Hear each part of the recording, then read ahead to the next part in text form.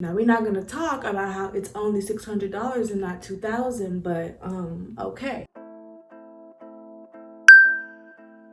Hey everyone, it's Karma and thank you so much for joining me today. As promised, I am back with another video. Today is going to be really good because we are going to be talking about what to do with your stimulus check. I know a lot of people already got the stimulus checks or they're still waiting on them. So I thought it would be cool to make a little video so you can see what you're going to do with that $600, okay? Now, we're not going to talk about how it's only $600 and not $2,000, but okay. Let's just dive right into it. The first thing I would say as a suggestion is to save 20% of it. Like right off the bat, put 20% in your savings. If you have the opportunity to do that, I would say that's a great thing to do with any income that you get. Anytime you're making money, you should be saving 20% because as we grow up, you're gonna want to always keep a savings on you because you never know what might happen. You never know if your car might break down. You never know if whatever, like anything could happen. And when those things do happen, it's great to be able to just go in your savings and be like, boom, taken care of, no issue. Let me transfer it over and there's no issues. If you do not decide to save 20%, that's whatever, that's on you. Now you have more money to do other stuff. But if you do, that is going to leave you with $480, which is still a nice little chunk of change to do something with. I would say if you're like me and you're an entrepreneur and you're trying to get your businesses off the ground, and your long-term goals in life are to own your own business and to never have to work for other person again, then you need to get your LLC. If you live in Texas, then your LLC is going to cost you about $300. In some places it's lower. You have to look up what the requirements are for your state, because I know in Georgia, last time I checked, it's only $100 or maybe it's $150 to get your LLC. So every state has a different requirement. So when you're starting your business, there are a couple of things that you absolutely must do. First, you got to pick a name. Pick a dope name, pick a unique name. I know one of my friends, her name is Sweet Inspirations by Vonna, which I absolutely love. If you love sweets, if you love treats, she's amazing. So yeah, you can pick something like that, or you can literally just pick a new name that you want to go by. It goes with anyone doing anything who is self-employed. You need your LLC. You need to pick a name. You need to go to the U.S. Patent. Let me make sure I say it right. The U.S. Patent and Trademark Office, which is a website, so you just put .com at the end, and you want to trademark your name. Trademarking your name just basically is saying, this is my name, this is what I go by, put the little TM at the end. After that, you want to go to the Secretary of State's website and make sure that nobody else in your state has that name. Now, it's going to cost you to look up each name that you want to look up. When I did it, I have a couple businesses that I'm working on, so I was looking up multiple names. So it's $3 to search each name that you want to search. After you've done that, after you've figured out what your name is, nobody else has it, then you want to go get your EIN. This is absolutely completely free. Don't let no website, don't let nobody tell you that it costs to get your EIN. It is free. It is free to get your EIN. It's like a social security number for your business. With this EIN, you can do so many things because you can get a car, you can get a phone, you can do whatever, and you get to use your EIN and put those expenses as under your business instead of using your social security number.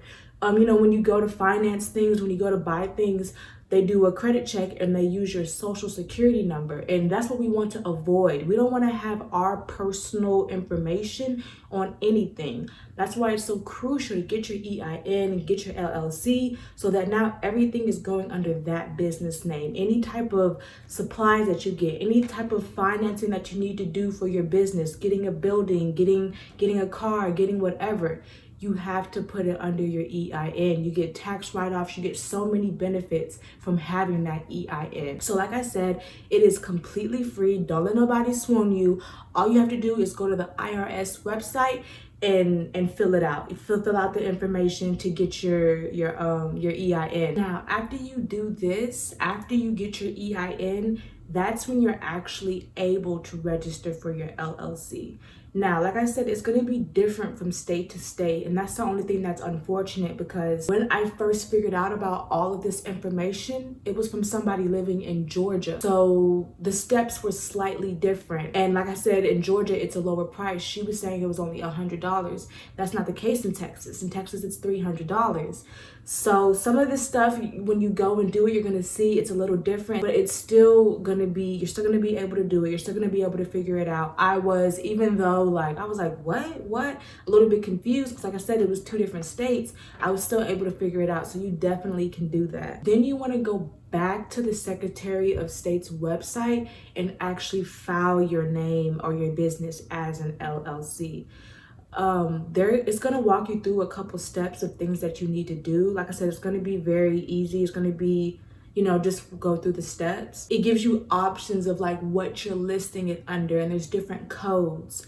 So mine was listed under artist, which also brings me to another point of when you're registering your EIN, it's going to walk you through steps as well, and you're going to be able to label or pick what your business is, like merchandising, completely online, shipping goods. Like you'll be able to, all of that will be laid out for you. All of this stuff is very specific. They want to know exactly what you're doing with your business. That also reminds me of how when you go to get your EIN, you will be able to file under different segments. Like I was saying with Cardi B, she probably filed as a sole proprietorship because like she was self-employed doing her thing, and it's not a business. She doesn't, yes, of course she is a business, she's making money, all of this, but it's not a department store called Cardi B. It's not, it's not a business. It's just her doing her thing. I'm just assuming that she probably filed under sole proprietorship. And then you can also file under LLC, which makes it a corporation. The difference between the two is that with the LLC, that's what literally, like, that's what permanently separates you from your business.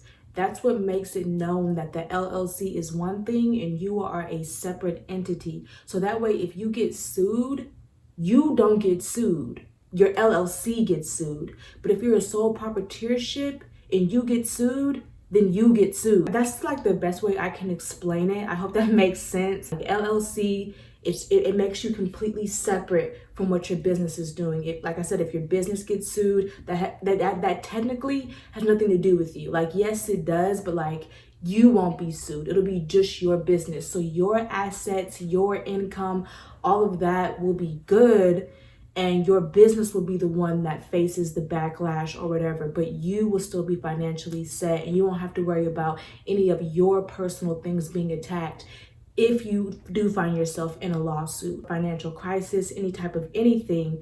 You suffer no losses, just your business does, which of course, of course that still sucks, but at least you get to remain intact, separate from your business. After you do file your business under LLC, you'll be able to go in and see, okay, these are the permits that I need to conduct my business. If I want to be able to sell things over the internet, I need these licenses. If I want to sell things on the street, I need these licenses. If I want to get own a physical property and sell things out of that property, then I need these licenses. You'll be able to see exactly everything that you need. All of this is Googleable, as they say, and you'll be able to see like all the licenses that you need to make sure that you are in order and operating legally and everything like that, so that you don't face any type of backlash in the future. The next thing I would say to do, which is really fun, is to get your passport. There's a passport book and there's a passport card, but the passport card does not allow you, it doesn't permit you to fly out of the country. So with your passport card, you can drive anywhere you want to, but you need that book to be able to fly internationally. So I always recommend, you might as well just go ahead and get the book. Yes, you can get both, but the card does not have full access, so you might as well just go ahead and get the book. Now, when you want to go and get your passport, you're going to need a couple of things. So your driver's license you're going to need, that's pretty standard. Everyone pretty much has one of those. But your birth certificate, if you have no idea where your birth certificate is, you need to find it because you cannot get your passport without it. With these things, you are going to need the original documents, the original driver's license, the original birth certificate, and also the copy. You're going to need both. You're going to need a copy and an original. Next, you're going to need a photo of yourself, a color photo of yourself.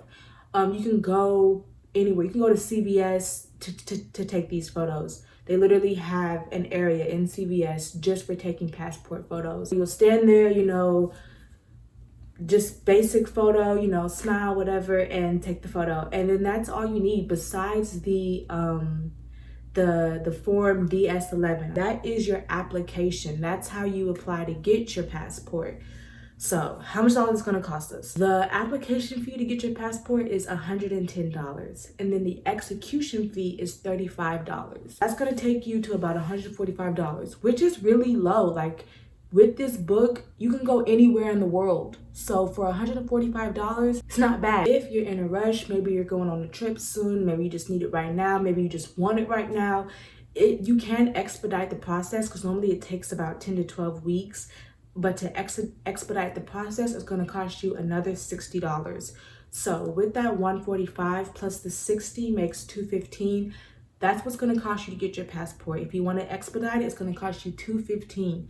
So that kind of leaves you a nice little chunk of change still left of your stimulus check. Go to CVS, take the photo, find your birth certificate wherever it is, get a copy of it. You know, it's super, super easy. People always say, oh, I'm gonna go here, I'm gonna go here, I'm moving out the country. But did you get your passport? The third option, which is also one of my faves, is to invest it. Yeah, it may look in the forefront like, dang, I just invested this money and I don't have it.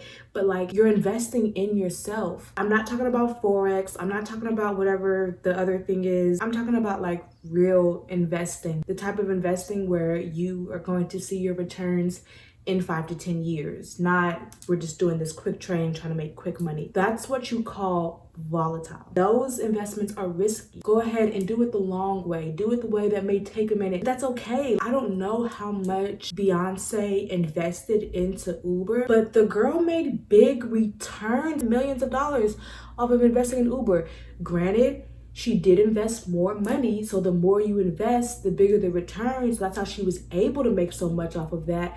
But even us, we can do that. The thing I love is that, okay, so there's this app and it's called MyLearn. That will take you through every single little thing you need to know about investing. That's how I learned what penny stocks are and how those are volatile, like Forex and the other one. I literally can't remember what it is. Yes, you're gonna hear people making money off of that, but it just doesn't make sense to me to do it the risky way when there's a safer way. You want to diversify. That's another word that you're going to learn when you download that MyLearn app. I've invested in about 8 or 9 different companies. Some of them are stores, some of them are technology, some of them are food. You want to diversify that portfolio.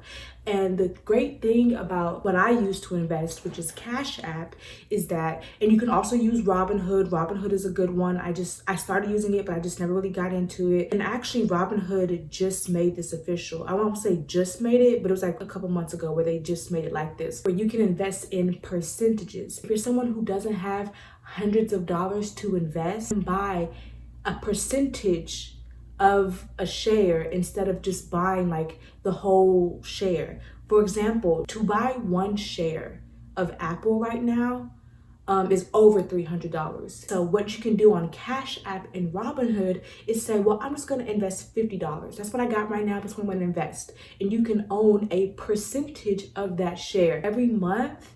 Keep investing, you know, because that stuff adds up. But it's really good because you get to start, begin to learn how to invest. A lot of people won't invest because they're just like, well, I don't understand it, I don't know how, and I don't know when to get in the market. I don't know when the market's going to be good. The economy is bad right now. That's false. That's a false narrative. There's never going to be a perfect time to invest. That's one of the things that the MyLearn app was talking about. Even if you're the type of person who says, well, I'll just wait until I do more research on these companies, and I'll just wait until I figure more out about this because I just don't know a lot about it yet. No, you can do both at the same time. I'll check my portfolio and I'll be like, okay, my stocks, the price of my share went down. What does this mean? Oh, this went up. Okay, let me track that. Let me write all this down. Let me see the changes that I've been making. Let me see what's doing well, what's not. You get to learn as you go. One of the things that the MyLearn app was saying was that you want to invest in some companies that you already know, and then you want to invest in some companies that you've never heard of, that are just starting out, that are going to be making big names for themselves. This is so that you can see what the companies you already know are doing. You already know these companies are doing well. You're not going to lose money off of this. It's not a risk. You get to see, you get to learn, you get to grow, and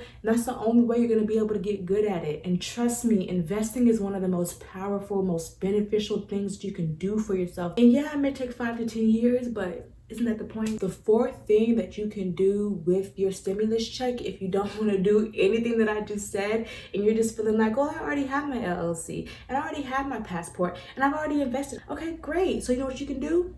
Go on a little mini vacay. Take a break. Congratulate yourself. Pat yourself on the back and go on a vacation. I say a mini vacay because, again, it's still only $600.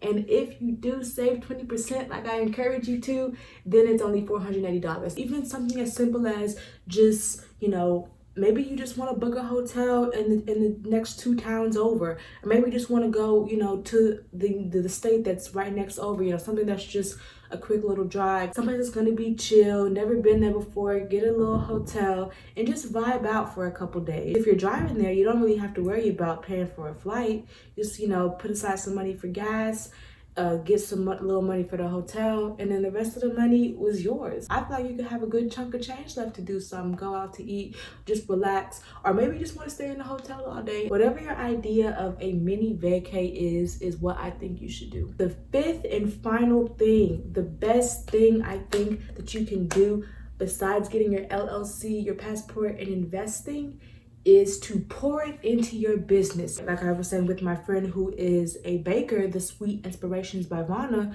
she could go get some new spatulas, some new whisks, maybe some new baking pans, some new trays, some new piping things, some icing, whatever. She could get a nice little goodie bag of baking supplies with that money. Okay, I have one more thing. This is number 6. This is a little bonus thing that you can do. Don't spend any of it. One thing I heard that made so much sense to me once was that you have to pay yourself first. Pay yourself, okay? Do you hear me? Saving, investing, starting a business. I mean, it doesn't get much better than that. It doesn't get more financially stable than that. You want to get these multiple streams of income. Every time you get your paycheck, you save 20%. So that's one stream of income. And then when you get your check, you invest another, maybe you just invest 10%, or maybe it's another 20%. That's another stream of income.